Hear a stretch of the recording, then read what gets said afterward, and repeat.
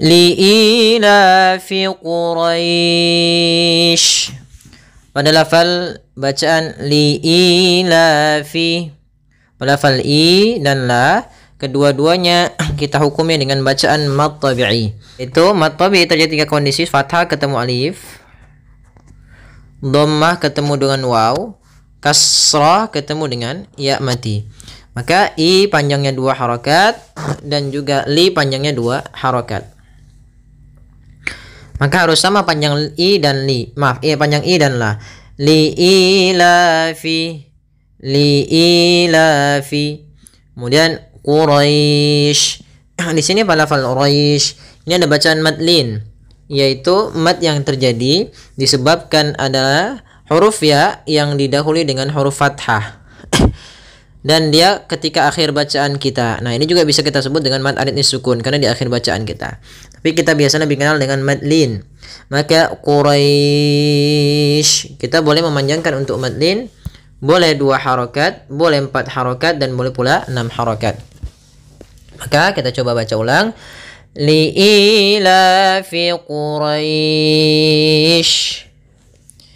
Kemudian ayat yang kedua, ilafihim rihlatash shita'i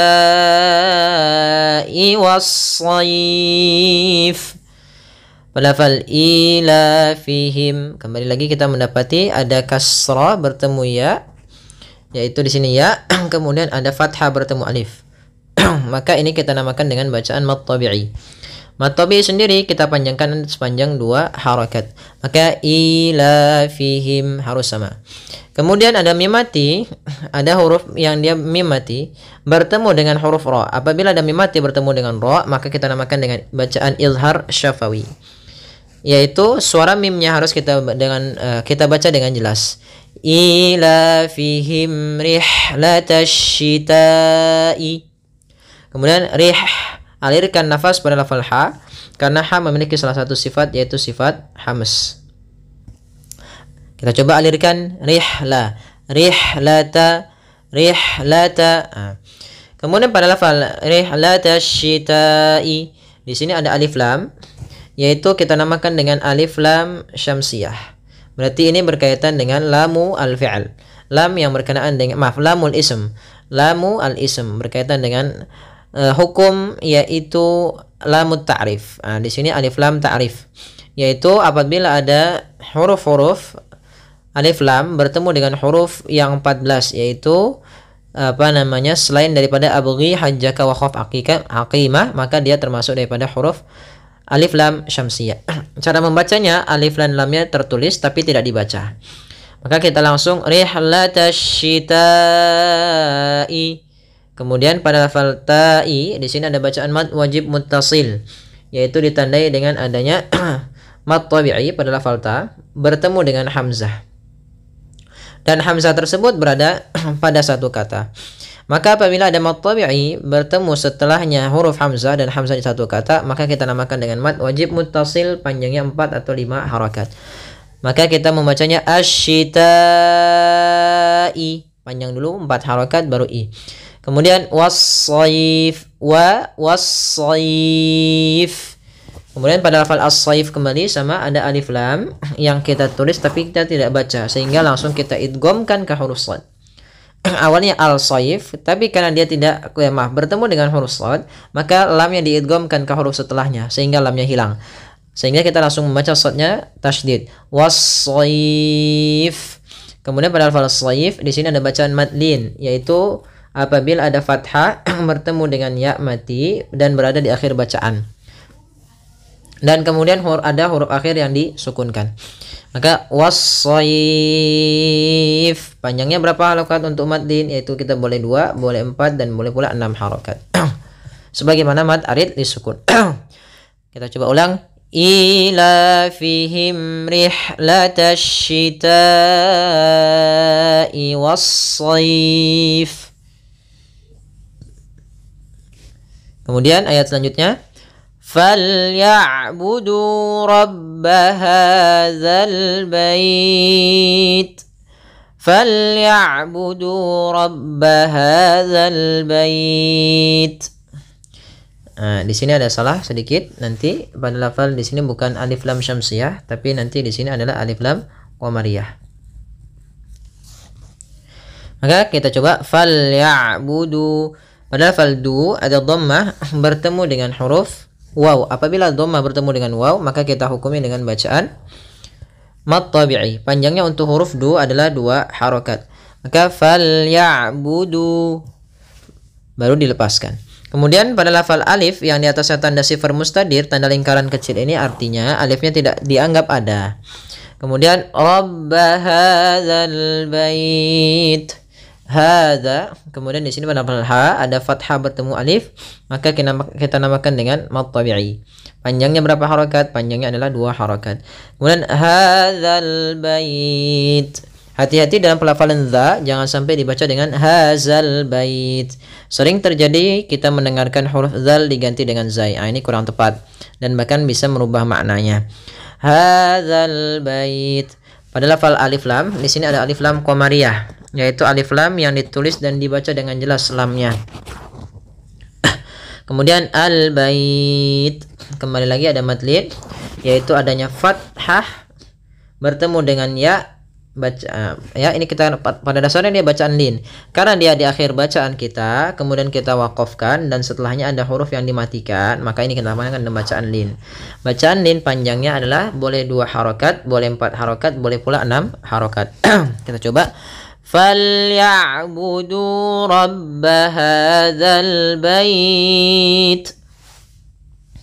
Kemudian yang terakhir yaitu alladzi at'amahum min ju'in wa amanahum min khauf.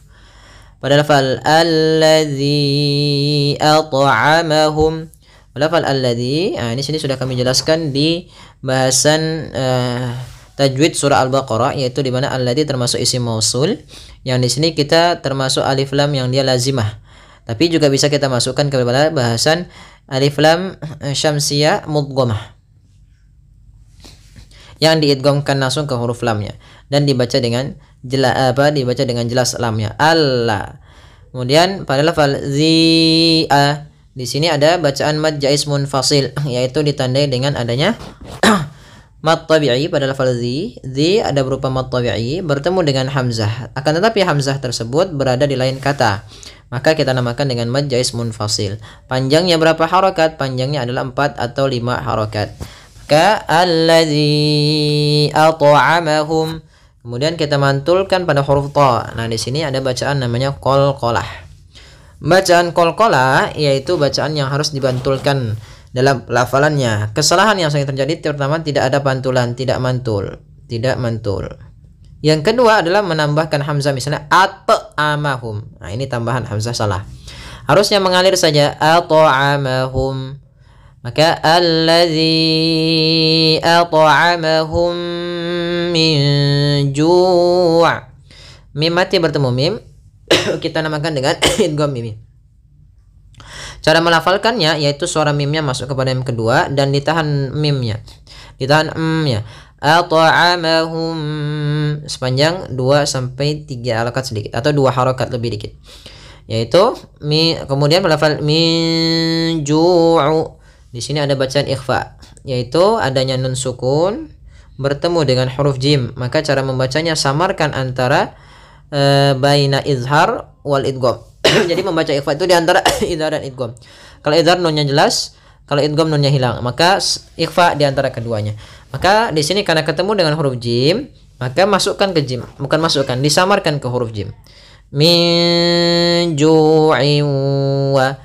Kemudian pada fal'i wa ada idgham bi gunnah, yaitu ditandai dengan adanya kasratain bertemu dengan huruf waw.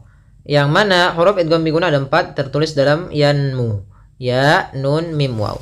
Dan sini adanya huruf waw. Idgham bi gunnah juga kita bisa namakan dengan idgham naqis, yang tidak secara utuh diidghamkannya. Masih ada sedikit menyisakan suara nunnya. Min ju'in wa amanahum. Kemudian pada lafal amanahum ada bacaan mad badal, yaitu adanya hamzah a bertemu dengan bertemu dengan alif atau dengan huruf-huruf mad. Apabila ada hamzah nanti bertemu dengan huruf mad setelahnya, maka dinamakan dengan mad badal. Kemudian wa amanahum min khauf. Kemudian ada mim mati bertemu mim lagi, yaitu idgham mimi. Min khauf ada bacaan izhar. Nah, izhar di sini adalah izhar halqi, yaitu suara nunnya kita baca dengan jelas tanpa ditahan. Karena datang setelah huruf nun ada huruf kha, yang dimana kha termasuk huruf yang makhrajnya keluar daripada tenggorokan kita, maka dia harus jelas. Min khauf. Kemudian pada lafal khauf ada bacaan madlin, yaitu mad yang terjadi karena adanya fathah bertemu dengan waw. Karena madlin ini terjadi dua kondisi, yaitu apabila ada fathah ketemu ya, ada fathah ketemu waw, dan itu berada di akhir bacaan kita sebelum huruf akhir yang dimatikan. Seperti ini, fa sebelum huruf akhirnya ada huruf waw sukun didahului fathah, maka ini dinamakan dengan madlin. Panjangnya berapa? Boleh 2 harokat, 4 ataupun 6 harokat. Allazi at'amahum min ju'in wa amanahum min khauf. Ya, semoga bermanfaat. Jazakumullahu khairan.